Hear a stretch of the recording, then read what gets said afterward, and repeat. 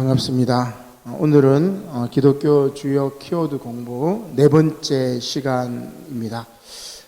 구원에 관해서 이야기를 나누려고 합니다.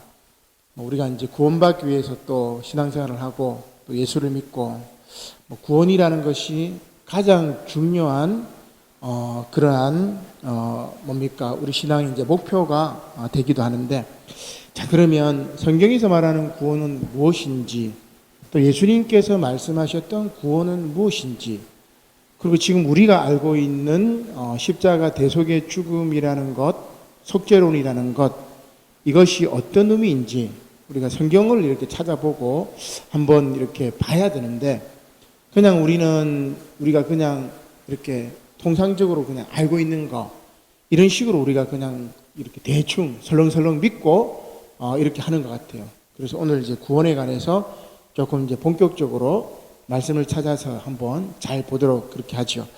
자, 제가 이제 목차를 이렇게 적어놨는데, 이게 좀 이제 신학적인 내용도 이렇게 들어가기 때문에 조금 어려울 수가 있습니다. 그래서 이제 목차를 이렇게 보면, 목사님 지금 어디 얘기를 하는구나, 뭘 얘기하는구나, 이렇게 감을 잡고, 이렇게 따라오시면은 여러분 엄청난 은혜를 또 이렇게 받지 않을까. 또 말씀을 준비하는 저 역시 이런 부분이 있었구나 하면서 깨닫는 점이 많이 있는데, 아마 여러분들도 말씀을 이렇게 따라오려고 하고 또 제 이야기를 이렇게 잘 따라오려고 하면은 아주 귀한 은혜를 받으리라 생각이 됩니다. 자, 그러면 이제 먼저 목차를 한번 보죠. 우리가 알고 있는 이제 기독교의 구원론 하면은 십자가 대속, 그래서 대속이라는 것은 대리적 속죄론을 우리가 대속이라고 합니다.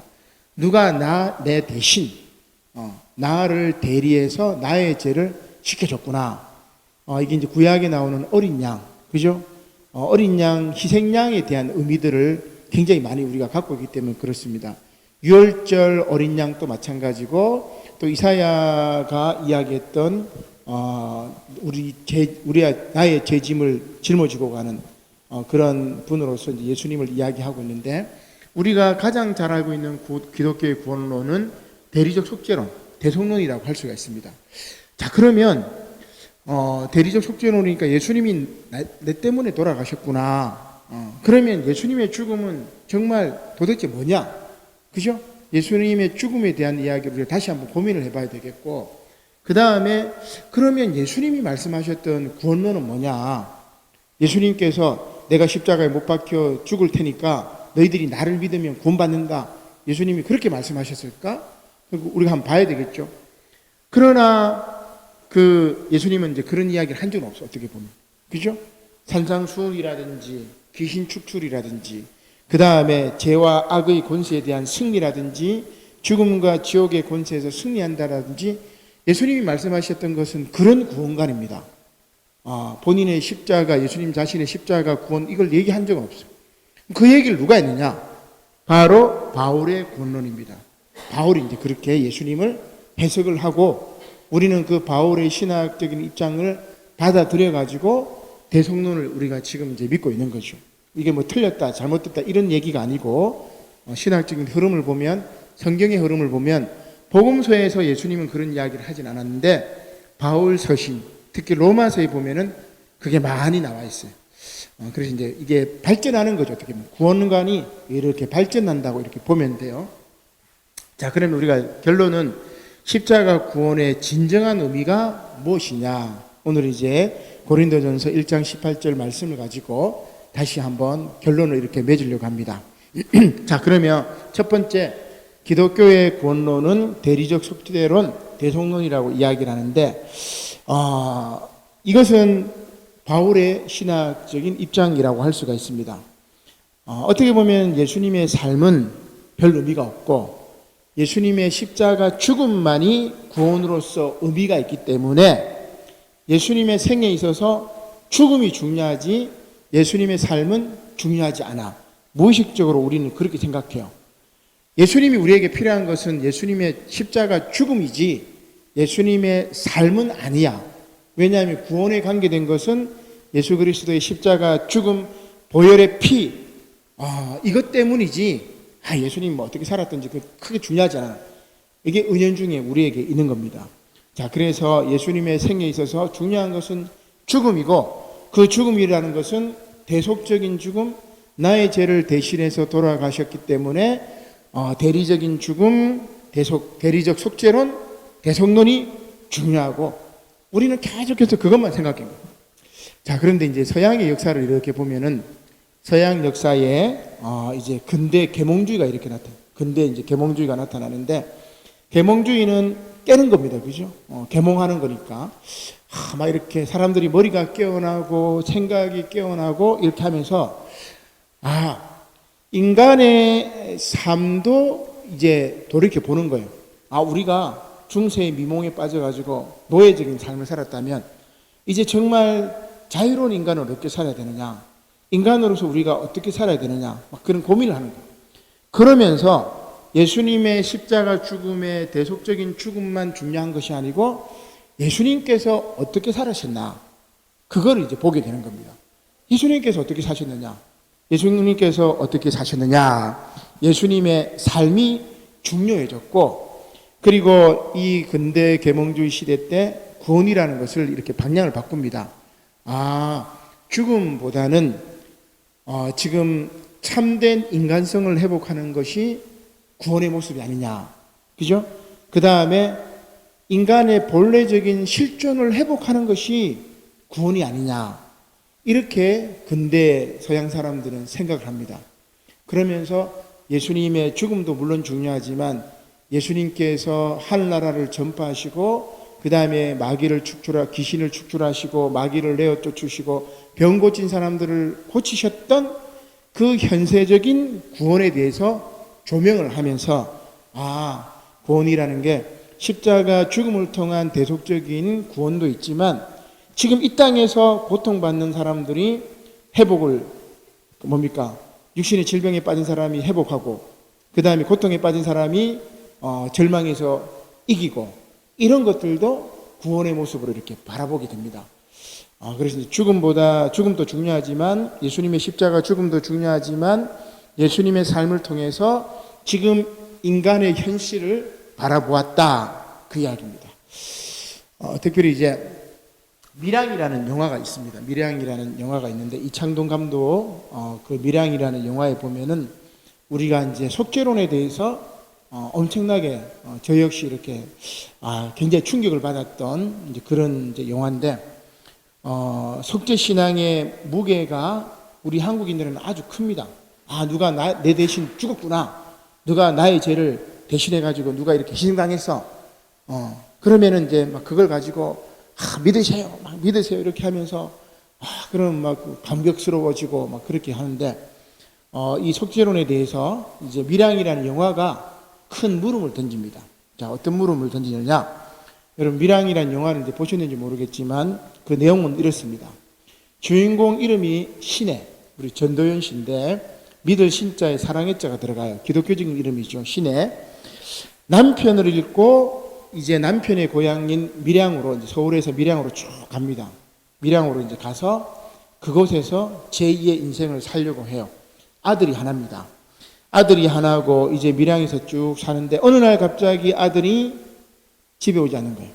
알고 보니까 유괴범이 그 아들을 납치를 했고 결국은 그 유괴범이 하나뿐인 아들을 죽여버렸습니다.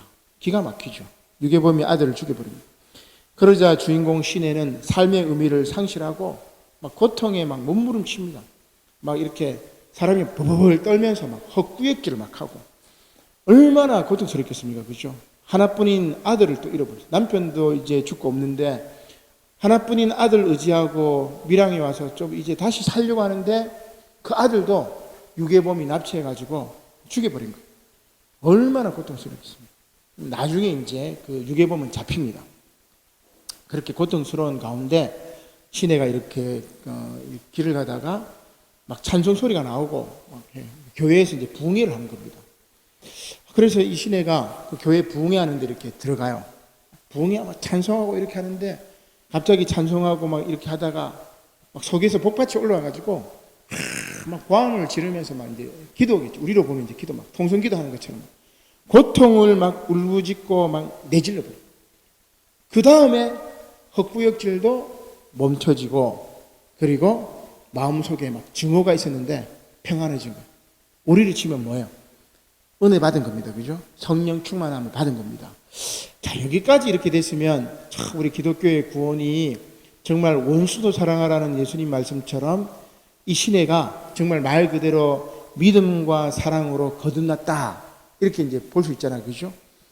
근데 이 영화가 이제 대단한 것은 그 다음 장면이 이제 이어집니다. 어떻게 이어지느냐. 아주 이제 신앙도 탁 생겼겠다. 내가 이제 내 아들 죽인 유괴범도 내가 용서하겠다. 내가 용서할 수 있어. 나의 마음은 이제 평안해. 주님 주신 그 평안으로 내 영혼이 지금 편안해. 하면서 유괴범을 만나서 내가 유괴범을 용서해야지 하고 이제 교도소에 갔습니다. 가서 이제 면회를 신청해가지고 자신이 이제 유괴범을 용서하러 왔다고 딱 이야기하는데 그 장면을 제가 아직도 이제 충격적인데 그 유괴범이 놀랍게도 교도소에서 예수 믿고 구원받은 거예요. 그래가 그 유괴범이 하는 말이 뭐라고 얘기하냐면 나는 하나님께 다 내 죄를 용서받았습니다. 하나님 잘 믿으세요. 이런 얘기를 하는 겁니다. 그러면 여러분 우리 상식적인 기독교인이면 아멘 뭐 이렇게 가겠죠. 근데 그렇지 않습니다. 그 영화에 그 유괴범이 내가 하나님께 용서받았습니다 하면서 은혜로운 다 얘기를 하는 걸 딱 듣는 순간 시내가 충격을 받습니다. 내가 용서하지 않았는데 도대체 누가 먼저 당신을 용서하느냐? 내가 용서하지 않았는데 누가 당신을 용서했느냐? 유괴범은 예수님의 십자가 보혈로 내가 용서받았습니다. 당신도 평안하세요. 이딴 이야기를 하는 거예요. 이딴 얘기. 제가 표현을 좀 그렇게 해서 그렇긴 하지만 신의 입장에서 봤을 때는 내가 지금 너를 용서하지 않았는데 누가 감히 너를 용서했느냐 하면서 이제 너무너무 이제 절망에 빠지는, 물론 이제 그 이후에 이제 또 이렇게 약간 또 이어지는 이야기가 있지만 그 장면을 보면서 저도 생각을 많이 했죠. 하나님한테 용서받는다고 끝인가? 하나님한테 용서받으면 끝인가? 지금 죄를 저질러 놓고 그 유괴해서 죽인 아이의 어머니에게는 용서를 빌지 않았던 저 사람이 정말 구원받았을까? 굉장히 생각이 많았습니다. 굉장히 생각이 많았어요. 대속적인 죽임이라는 게 이렇게 그냥 만병통치약인가? 예수님이 십자가에서 나를 위해서 돌아가셨어. 그게 모든 만병통치약인가? 그런 고민을 하게 된 거죠. 자, 그러면 이제 예수님의 죽음에 대해서 한번 생각을 해봅시다. 예수님의 죽음은 어떤 죽음이냐? 자, 우리가 성경을 보면은 예수님께서 하나님 나라를 선포하시죠. 회개하라. 하나님 나라가 가까이 왔다. 하나님 나라를 선포합니다. 쭉 선포하다가 예수님은 누구에 의해서 죽임을 당하죠? 예수님의 적제자들에 의해서 죽임을 당합니다. 대제사장, 사두개인, 바리새인, 헤롯 땅, 그리고 로마의 본디오 빌라도 총독, 이 사람들이 결탁해가지고 우매한 민중들을 속여가지고 예수를 십자가에 못 박으소서 해서 예수님을 십자가에 죽여버리는 거죠. 자, 예수님이 십자가에 못 박혀 죽임을 당하셨으나 어떻게 되죠? 하나님이 예수님을 다시 살리시는 거예요. 오늘 우리 오늘 묵상집에도 보면 요나의 표적을 예수님이 말씀하셨는데 큰 물고기 뱃속에 요나가 먹혔습니다. 3일 동안 먹혀가지고 있었어요. 모든 사람들이 그가 죽은 줄 알았어요. 그러나 물고기가 요나를 뱉어내고 요나가 다시 살아났을 때 사람들은 요나를 통해 가지고 저 사람은 하나님이 신이 함께 하시는 사람이다. 그죠? 요나에 대해서 새롭게 이해한 것처럼 사람들이 예수님의 적대자들이 예수님을 죽였으나 하나님이 예수님을 다시금 살리신 거예요. 그게 부활입니다. 부활. 그죠? 자, 그러면 우리가 언제 예수님의 부활에 동참하느냐? 예수님의 고귀한 희생과 헌신에 내가 동참할 때 그리스도의 죽음과 부활에 몸과 마음을 다해서 동참할 수가 있습니다. 이것이 죄로 인해서 멀어졌던 하나님과 화해하는 것이고 이것이 구원의 구원. 그죠? 자, 계속해서 한번 봅시다. 예수님은 처음부터 우리를 대신할 희생양으로 이 땅에 오셔가지고 우리의 죄값으로 말미암아 대속물로 죽기 위해서 이 땅에 오셨어. 이것은 나중의 해석입니다. 바울의 신학이고 초대교회 교회의 신앙 고백이에요. 예수님은 그렇지 않았어요. 예수님은 어떠셨느냐? 여러분 성경 한번 찾아보죠. 마가복음 14장입니다. 자, 마가복음 14장. 마가복음 14장 34절 말씀. 자, 80쪽에 나와 있는데, 자, 마가복음 14장 33절로 34절 말씀 같이 읽겠습니다. 시작. 베드로와 야고보와 요한을 데리고 가실새 심히 놀라시며 슬퍼하사 말씀하시되 내 마음이 심히 고민하여 죽게 되었으니 너희는 여기 머물러 깨어 있으라 하시고. 자, 게세마네 동산에서 예수님이 이제 기도하시는 장면인데 예수님이 베드로와 야고보와 요한을 데리고 갔죠. 놀라면서 슬퍼합니다. 그죠? 자신의 죽음을 이렇게 이제 앞으로 닥칠 죽음을 이렇게 보면서 놀라고 그리고 슬퍼하시면서 이야기를 합니다. 말씀합니다. 내 마음이 심히 고민하여 내가 지금 죽게 되었으니 너희는 여기서 좀 깨어서 나를 위해서 기도해달라. 죽음을 앞둔 예수님의 심정이 그렇습니다. 그죠? 미리 태초 전부터 너는 모든 만민을 위해서 희생양으로 죽어야 돼. 이게 먼저가 아니고 예수님께서는 죽음 앞에서 두려워하신 거예요. 두려워하시고 막 근심하시고 슬퍼하셨고 그리고 예수님께서 운명하실 때 마지막 탄식이 여러분 뭔지 아십니까?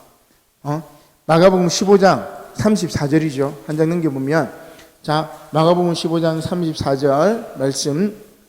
자, 십자가에 못 박히신 예수님께서 이렇게 고백하십니다. 자, 34절 시작. 제9시에 예수께서 크게 소리 지르시되 엘리 엘리 라마 사박다니 하시니 이를 번역하면 나의 하나님 어찌하여 나를 버리셨나이까 하는 뜻이라. 자, 엘리 엘리 라마 사박다니 나의 하나님 어찌하여 나를 버리셨나이까. 여러분 예수님의 죽음은 버림받은 죽음이에요. 버림받은 죽음이고 그 버림받은 것 때문에 너무너무 슬프고 고통스러웠던 죽음입니다. 베드로도 예수님을 모른다 부인했죠. 사랑하던 가장 똑똑했던 제자 가룟 유다는 예수님을 배반해 버렸어요. 제자들도 다 도망가 버렸어요. 이렇게 비참한 죽음이 없습니다. 아주 비참한 죽음이죠. 절망적 슬픔과 고뇌와 공포에 빠졌던 죽음이고 마지막에서는 운명하면서 나의 하나님 어찌하여 나를 버리셨나이까 통곡하는 그런 죽음이었습니다. 자, 이 죽음을 이제 그 당시 정치적인 상황, 사회 경제적인 상황을 쫙 살펴볼까요? 어떻습니까? 예수님을 죽였던 세력들을 쭉 보면은 중앙 정부에는 누가 있었느냐? 헤롯이 있어요. 헤롯. 그죠? 그리고 중앙 예루살렘 제일 최고 지도층은 누구죠? 대제사장이요. 정치에는 헤롯이 있었고 종교적으로는 대제사장들이 있었고 중앙정부에는 그래요. 그 다음에 지방정부에는 누가 있었어요? 지방정부에는 지방 토호 세력이었던 바리새인들이 있었습니다. 바리새인, 회당 중심으로 바리새인들이 있었고 그 마을에 장로들이 있었어요. 그 마을의 대표죠. 그러면 중앙정부나 지방 토호 세력들이 다 힘을 합쳐가지고 예수님을 지금 말로 하면 이제 숙청, 제거한 게 복음서에 나온 이야기입니다. 마가복음 이야기가 바로 그 이야기입니다. 예수님은 저 권력의 카르텔에 의해서 죽임을 당했는데 왜 죽였을까? 예수님께서 계셨던 그 갈릴리는 예루살렘에 의해서 뭡니까? 억압당하고 착지받았던 소작인들의 도시입니다. 중앙정부 예루살렘에서 이제 농산물 다 뺏어가고 이렇게 착취했던 그런 도시죠. 어떻게 보면 유대 사회의 주변부 민중들이 살고 있었던 곳이 바로 갈릴리라고 할 수 있습니다. 나사렛도 마찬가지고. 근데 그곳에서 예수님이 하나님 나라 운동을 막 펼치니까 중앙정부에서 헤롯이 보기에, 그 다음에 대제사장이 보기에, 이 종교 기득권을 막 이거 파괴하는 거예요. 오늘 한국 교회의 기득권을 막 파괴하는 막 예언자가 나타나가지고 한국 교회에 대해서 막 비판하는 거예요. 그럼 얘는 뭐예요? 저놈 저거 이단으로 정죄해버리자, 제거해버리자, 죽여버리자. 이게 그 당시 예수님의 정치 경제적인 상황이라고 할 수가 있습니다. 이게 예수님의 죽음의 본질입니다. 복음서에 나오는 예수님의 죽음의 본질이에요. 자, 그러면 예수님의 죽음은 절망과 탄식이었고, 그러면 예수님이 선포하셨던 구원은 뭐냐? 자, 우리 마태복음 5장에서 7장까지 이어지는 게 뭐죠, 여러분? 산상수훈입니다. 산상수훈. 대표적인 게 뭐죠? 팔복이죠. 심령이 가난한 자는 복이 있나니 천국이 그들의 것이요. 애통하는 자는 복이 있나니, 온유한 자는 복이 있나니, 의에 줄이고 굶주린 자는 복이 있나니. 이 복이 있나니라는 게 뭐냐면 다 구원이란 말이에요. 그러니까 예수님의 구원은 뭐냐면 지금 심령이 애통한 자들, 지금 온유한 자들, 지금 의에 굶주린 자들, 지금 긍휼히 여기는 자들, 마음이 청결한 자들, 이 사람들이 지금 구원받을 것이라고 딱 이야기합니다. 그죠? 예수님이 말씀하신 구원관은 산상수훈에 나오는 구원관이에요. 놀랍죠? 그죠? 내세천국 이야기하는 게 아니고 그냥 산상수훈에 나오는 그런 교훈들을 이야기합니다. 그 다음에 복음서를 보면은 예수님께서 말씀하셨던 구원은 뭐냐면은 귀신을 축출했던 하나님 나라의 역사라고 할 수가 있습니다. 귀신을 축출한다는 말은 뭐냐면, 여러분, 귀신에 들리면 여러분들 고통스럽죠? 내 의지대로 하는 게 아니고 막 귀신이 나를 막 몸을 막 핥히게 하고 벽에다 머리를 박게 하고 귀신이 내 마음대로 내 뜻대로 못하고 막 내 몸을 막 상하게 만들어요. 괴로운 겁니다. 그죠? 그러면 그 귀신을 축출한다는 것은 뭐냐면은 내가 지금 고통이 없는 현실, 이게 구원이란 말이에요. 그죠? 여러분들이 팔다리 아프고 다 아프잖아요. 그죠? 허리도 아프고 무릎도 아프고 눈도 잘 안 보이고 귀도 안 들리고, 그죠? 어깨도 아프고 발목도 아프고 다 아픕니다. 이런 상황 속에서 그 모든 아픈 것들이 다 사라지는 게 예수님께서 말씀하셨던 귀신 축출의 구원, 이게 구원이에요. 그죠? 예수님께서 말씀하셨던 구원입니다. 우리 또 한번 찾아보죠. 히브리서 2장 14절. 히브리서 2장 14절입니다. 354쪽이죠. 자, 같이 한번 읽겠습니다. 시작. 자녀들은 혈과 육에 속하였음에 그도 또한 같은 모양으로 혈과 육을 함께 지니심은 죽음을 통하여 죽음의 세력을 잡은 자 곧 마귀를 멸하시며. 자, 예수님께서 말씀하셨던 구원은 뭡니까? 마귀를 멸하시는 것. 그죠? 죄와 악의 권세에 대한 승리라고 이야기를 할 수가 있습니다. 사망의 세력, 사탄 마귀를 물리치는 것이 바로 예수님의 구원에 관한 이야기죠. 한 장 더 볼까요? 요한계시록 1장 18절. 자, 요한계시록 1장 18절 말씀 399쪽 시작. 곧 살아있는 자라 내가 전에 죽었었노라 볼지어다 이제 세세토록 살아있어 사망과 음부의 열쇠를 가졌노니. 무슨 말입니까? 예수님께서 사망과 음부의 열쇠를 가졌다는 말은 죽음과 지옥의 권세에서 승리하셨다는 말이에요. 자, 이게 예수님의 구원관이에요. 예수 십자가라는 말이 하나도 안 나와요. 이해가 되시죠? 예수님의 구원관은 산상수훈, 윤리적인 것, 그 다음에 귀신 축출하는 하나님의 나라, 고통이 없는 현실, 그리고 죄와 악의 권세에 대한 승리, 죽음과 지옥의 권세에서 승리, 이것이 예수님께서 말씀하신 구원관이에요. 오늘 한국 교회에 산상수훈만 제대로 선포되면 어때요? 한국 교회가 뒤집어집니다. 그죠? 한국 교회가 뒤집어집니다. 귀신 축출만 제대로 되면 한국 교회가 뒤집어져요. 그죠? 죄와 악의 권세, 공중 권세 잡은 저 사탄의 무리들, 저들을 내쫓는 것이 구원이라면은 한국교회는 뭐예요? 사탄 마귀하고 손잡고 지금 한국교회를 무너뜨리고 있는 것 아니겠습니까? 죽음과 지옥의 권세의 승리, 사람을 죽이는 저 어둠의 세력들, 저들을 물리치는 것이 바로 예수님께서 선포하신 구원이라는 놀라운 사실입니다.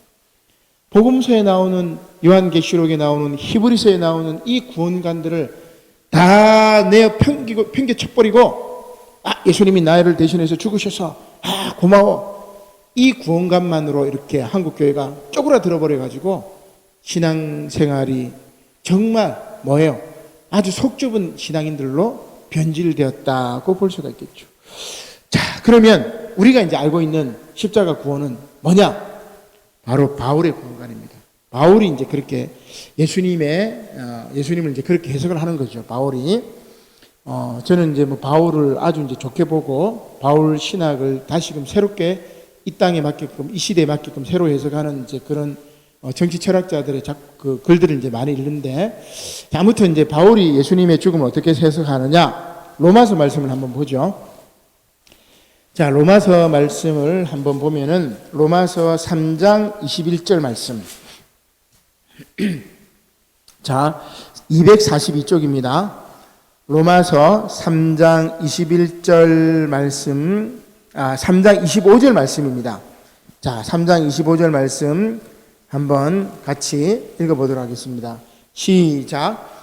이 예수를 하나님이 그의 피로써 믿음으로 말미암는 화목 제물로 세우셨으니 이는 하나님께서 길이 참으시는 중에 전에 지은 죄를 관가하심으로 자기의 의로우심을 나타내려 하심이니. 자, 위에 뭐라고 되어 있어요? 예수님의 죽음은 그의 피로써 믿음으로 말미암는 뭐라고 세우죠? 화목 제물.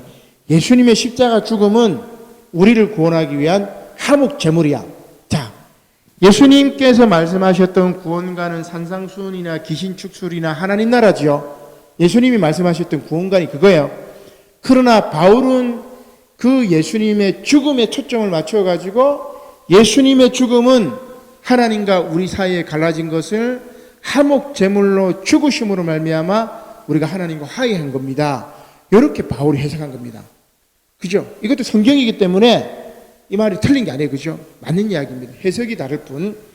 자, 또 하나 한번 보죠. 로마서 5장 7절 말씀, 8절 말씀. 자, 바울이 8절 말씀, 5장 8절 같이 읽겠습니다. 시작. 우리가 아직 죄인 되었을 때에 그리스도께서 우리를 위하여 죽으심으로 하나님께서 우리에 대한 자기의 사랑을 확증하셨느니라. 예수님의 십자가 죽음을 뭐라고 이야기해요? 하나님의 우리의 사랑을 확증하는 것이라고 바울은 그렇게 이야기를 하고 있는 겁니다. 5장 1절 한번 읽어볼까요? 시작. 그러므로 우리가 믿음으로 의롭다 하심을 받았으니 우리 주 예수 그리스도로 말미암아 하나님과 무엇을 누리자? 화평을 누리자. 예수 십자가의 죽음은 하나님과의 화평의 도구다. 그렇게 해석하는 겁니다. 자, 그 다음에 하나님과 화해를 이야기하는 것이 5장 9절과 9절에 이제 나오는 이제 이 그 11절까지 나오는 말씀인데 로마서 5장 9절로 11절 같이 읽어보겠습니다.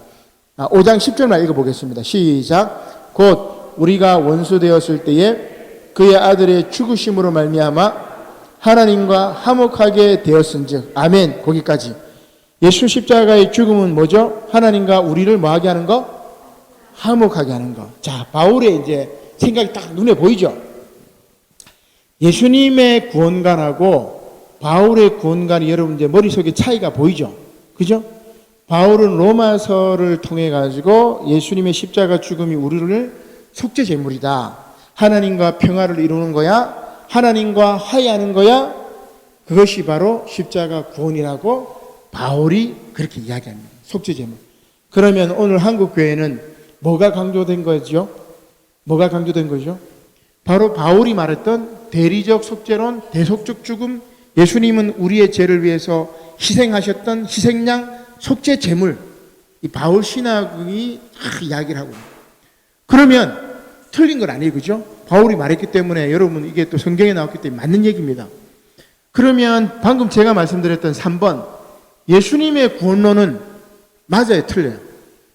바울이 맞으니까 예수님은 틀린 겁니까? 아니죠. 둘 다 맞아. 둘 다 맞는데 우리는 뭘만 강조하죠?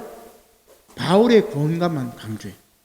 바울의 구원관만 강조해버리니까 우리 신앙이 예수님처럼 사는 것보다는 예수님 나를 위해서 죽으셨어.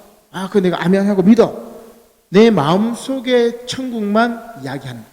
내 마음속 심령의 천국만 이야기하니까 밀양에서 시내가 그 대속적인 죽음을 딱 얘기했던 그 유괴범, 살인범 그 얘기 듣고 뭐예요? 미치는 겁니다. 저런 게 신앙이냐고. 저런 게 저게 구원인가? 이해가 안 되는 거죠. 오늘 한국교회는 한쪽 다리로 걷는 거예요. 지금 한국교회가 반을 잃어버렸어요. 예수를 잃어버린 거예요. 바울은 너무너무 지극히 섬기고 바울 종교입니다. 바울 종교 따지고 보면 예수 믿는 예수교가 아니에요.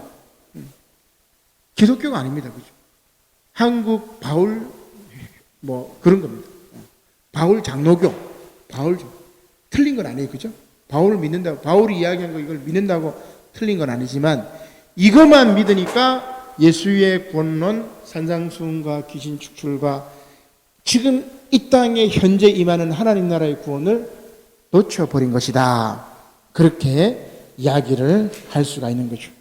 자, 그러면 바울이 잘못된 것은 아닌데 바울이 말하는 십자가 구원의 진정한 의미는 뭐냐? 자, 예수님하고 바울 이야기가 다르지 않습니다. 다르지 않아요. 자, 그러면 진정한 십자가 구원의 의미가 무엇이냐? 오늘 본문 말씀 1장 18절 말씀 시작. 십자가의 도가 멸망하는 자들에게는 미련한 것이요 구원을 받는 우리에게는 하나님의 능력이라. 아멘.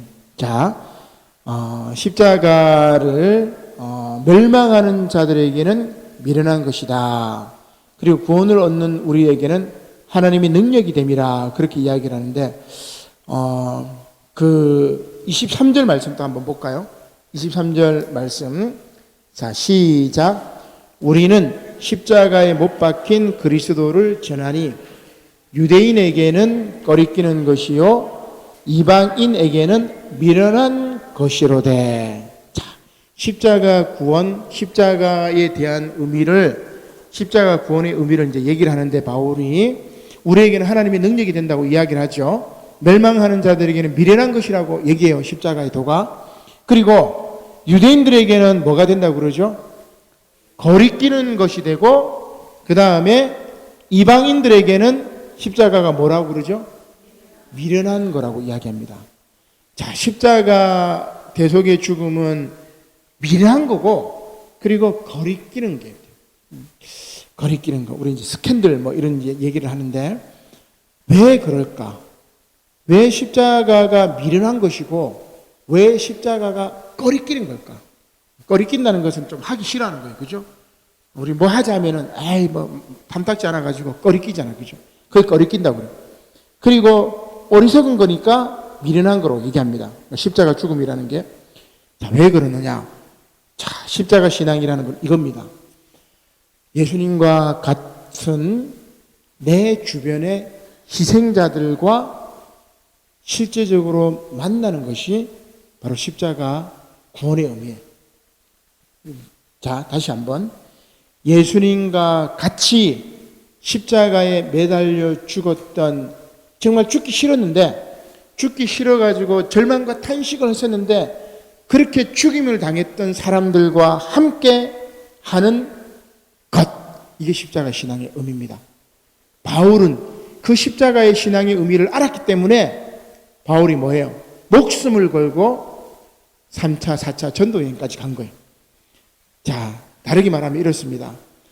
예수님과 같은 내 주변의 희생자들과의 실제적인 만남이자 내 안의 타자성의 발견이에요. 내 안에 다른 사람을 생각하는 마음, 다른 사람을 위해서 나의 목숨까지 버리는 그것이 바로 십자가의 의미라고 할 수 있습니다. 이러한 발견과 만남을 통해서 예수님과 함께 하는 것, 모든 희생양들과 자기 자신을 동일시하는 것이 바로 십자가 신앙의 진정한 의미예요. 그러니까 이방인들은 미련한 거예요. 야, 저 죽어가는 놈하고 저 지금 같이 하는 거 어리석은 짓이야. 그죠? 그 다음에 유대인들이 보기에는 꺼리끼는 겁니다. 아, 저 십자가에 못 박혀 죽는 거는 죄인이고 사형수가 저렇게 죽는 건데 저 십자가에 못 박힌 사람하고 함께 하는 것은 꺼리끼는 겁니다. 이 사회에서 소외받고 고통받고 외롭고 힘든 사람들하고 함께 하는 것은 미련한 짓이에요. 그죠? 가급적이면 이제 부자들하고 가까이 있어야 그래도 뭐 떡부스러기라 떨어지지, 가난하고 힘든 사람하고 함께 해봤자 아무 도움 안 되잖아요. 그죠? 미련한 짓입니다. 꺼리끼는 짓입니다. 예수님의 십자가 죽음에 함께 하는 것은 바보 같은 짓이에요. 그러나 오늘 우리 기독교 신앙은 그것을 뭐라고 하냐면은 우리에게는 이것이 바로 하나님의 능력이 된다고 이야기해요. 이게 십자가 신앙이에요. 그러면 바울의 구원론이나 예수 그리스도의 구원론은 같은 이야기입니다. 나더러 속죄대물이 되라고 이야기하는 거예요. 그게 바로 기독교 신앙의 진정한 의미죠. 다른 사람의 고통 속으로 나를 끊임없이 밀어넣는 것, 꺼리낌의 사건입니다. 그걸 막 다른 사람의 고통에 막 참여하면서 내가 으쌰으쌰 막 힘냅시다. 대부분 그렇지 못해요. 그죠? 꺼리낍니다. 아유, 좀 내 편하게 살지 뭐 힘든데 뭐 그런 거 해. 뭐 이렇게 얘기를 합니다. 그죠? 꺼리낌의 사건이죠. 그러나 기독교는 그것이 바로 하나님의 영광이라고 이야기하고 하나님의 능력이라고 이야기하고 그리스도와 동행하는 것이라고 이야기하고 그렇게 고통받는 사람들하고 지금 애통하는 사람들, 지금 온유한 사람들, 마음이 청결한 사람들, 지금 심령이 가난한 사람들과 함께하는 것이 그리스도와 동행하는 것이고 이것이 바로 이 생과 내생까지 이어지는 영원한 구원의 의미라고 오늘 성경 말씀은 우리들에게 이야기를 하고 있습니다. 이 말씀을 잘 깨닫는 저와 여러분들이 되셔서 정말 구원의 참된 의미를 다시 한번 깨닫는 이 시간이 되시기를 주님의 이름으로 간절히 축원합니다. 아멘. 기도드리겠습니다. 고마우신 하나님 감사를 드립니다. 오늘 기독교 구원에 관해서 정말 깊이 있게 말씀을 나누게 하시니 감사를 드립니다. 바울의 십자가 신앙이나 예수 그리스도의 산상수훈과 마귀 축출과 하나님 나라의 구원의 사건은 똑같은 이야기라는 것을 깨닫게 하시니 감사를 드립니다. 십자가 신앙은 예수님과 같이 우리 주변의 희생자들과의 실제적인 만남이자 내 안의 타자성의 발견인 것을 깨닫게 해 주시옵소서. 이러한 발견과 만남을 통해서 모든 희생양, 모든 작은 예수님들과 함께 자기 자신을 동일시하고 또한 예수 그리스도와 동행하는 것, 이것이 바로 이 생과 내생까지 이어지는 영원한 구원의 진리라는 것을 깨닫게 하여 주시옵소서. 감사를 드리며 예수님의 이름으로 기도드립니다. 아멘.